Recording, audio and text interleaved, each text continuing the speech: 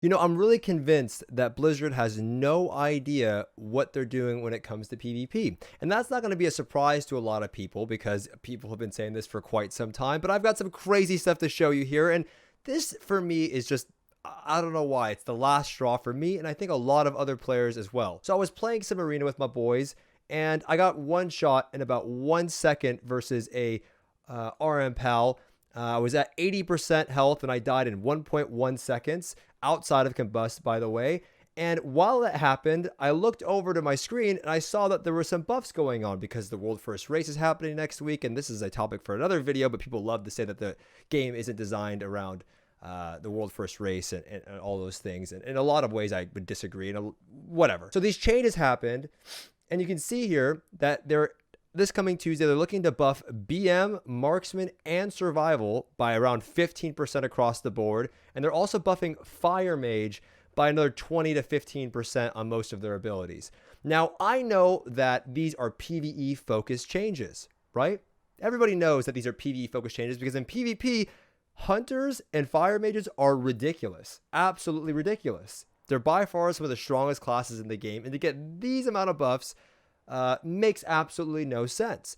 Now, although I know these are for PvE, you have so many people on Twitter freaking out that why are these changes going through? And these are competitive players, people that play their game every single day. You have Ven tweeting about it. Everybody's tweeting about it. I tweeted about it. But what blows my mind more than anything is that nowhere on here does it say that these will not be included in PvP or that we'll get some PvP tuning, because there's a lot of things right now that are broken. You have Resto Shamans running in and summoning these Earth Ellies that do more damage than half their teammates.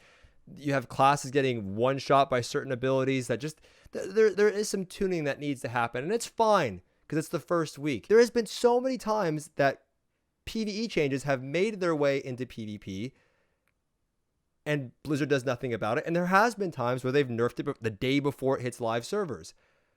Why can't you learn from all of the complaints that PvP deserves its own line of communication? How hard is it to include a line? You could copy that line every single time and put it in the same blue post like people have been asking you for so long. This has been going on for so long, and still it's not managed correctly.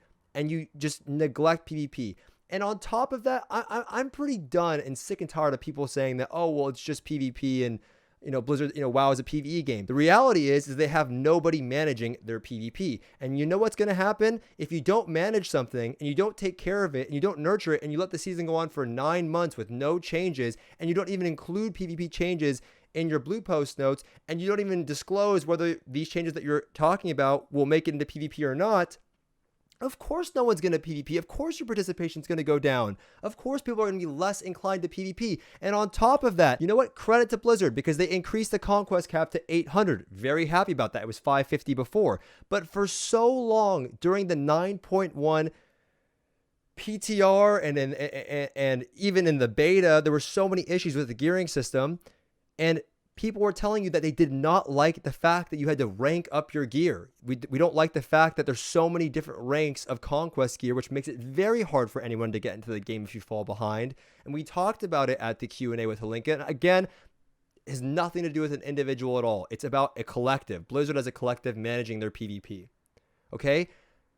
The honor gear is still time gated behind Renown, and there's still 7 ranks of it. Why would I have to rank up my honor gear 7 times? And it's time gated behind Renown. So if I buy an item and I go over here and I drop an axe over here, the honor gear is supposed to be there as something that's useful to characters, right? For the longest time, honor gear was a solid form of gearing for PvP.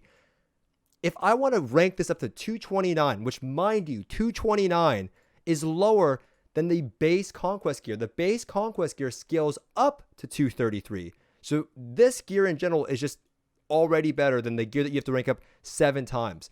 If I actually want to get to something that's of use, my character is 228 right now. If I want to upgrade this gear, if I'm a new player for whatever reason, and I love doing BGs, or I just want to get some gear to get into Arena, I have to wait till Renown 59. That's August 10th. August 10th is when you can use this gear. That's a month away. That's over 4,000 conquests away before you can even use any of this gear. before it even becomes remotely useful. Season 1, it made sense because everyone was getting gear. You didn't want it to compete with PvE gear, but you already specifically nerfed PvP gear, its base item level, and now the gear scales up to become useful. So who is it useful for? The point of nerfing it is so that it wouldn't compete with PvE gear, and PvEers don't want PvP gear, which is fine with me. I don't think PvEers should have to do PvP. Why would you want to do something that you don't enjoy? And it costs so much honor that why would you even do that? By the time you can get this, you can literally buy all of this gear. In 4 weeks' time, will be over 4,000 conquest. I mean, it doesn't make any sense. It's complete mismanagement over there. Complete mismanagement over your communication towards the PvP community. Complete mismanagement in how the gearing system works. And also complete mismanagement at responding to feedback. I mean, for weeks and weeks and weeks, people were giving feedback about the PvP gearing system. And if we didn't give it during the beta, we would have had the most scuffed gearing system that you would have ever seen. Nobody would have used it. It was a promise of vendors that weren't actually useful. And you know what I'm tired of? I'm tired. I see people on Twitter saying that, oh, there's all these negative content creators for World of Warcraft. And you know what? I think there is a lot of unnecessary negativity in the game. I think there's a lot of people that are very disrespectful towards a lot of the developers. And I completely understand that. But even if I was an Apple fanboy, right? I was a big Apple fanboy and I loved Apple products. Am I supposed to not say anything if my iPhone sucks, if there's something wrong with my iPhone?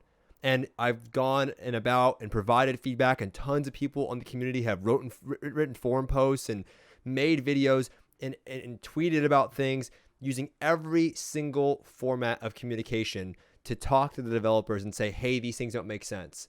And there's zero response to any of that. There's all of these new games coming out on the horizon. You have New World, people playing Final Fantasy, you have Ashes of Creation.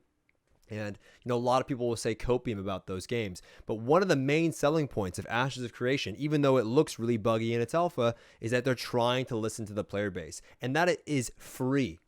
That is free advertising. It's absolutely free. All you have to do is start listening to your player base. I know it's hard to discern between bad feedback and good feedback. And I'm not saying my feedback is the best. Just listen to the community, right? Just read through some of the forum posts, because there's a lot of commonalities between what people are saying in PvP. And one of the advantages that you have, Blizzard, over every other game is that you have this long-time loyal fan base that you won over a long time ago. And you're losing that. Why lose that? Why let other people control the narrative of your game online? Because that's what's happening. There's this huge negative narrative about World of Warcraft, and I'm tired of defending my Apple iPhone, and in this case, World of Warcraft. I'm tired of having to defend it against other players. People coming to me and complaining about everything and saying, oh, and having to explain why this may be done in this way. Some of the stuff just doesn't make sense. Be better on your blue posts. When people complain about the gearing system, fix it. It's free. Just make the change. It makes no sense.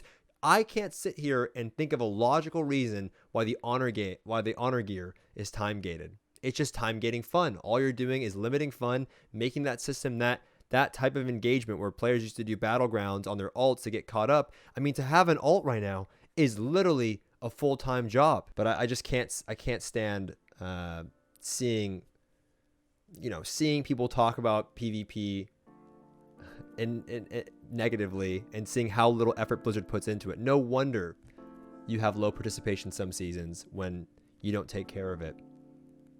I just don't want to sound negative, but I know I do. Can't help it. I'll see you guys in the next video. Peace.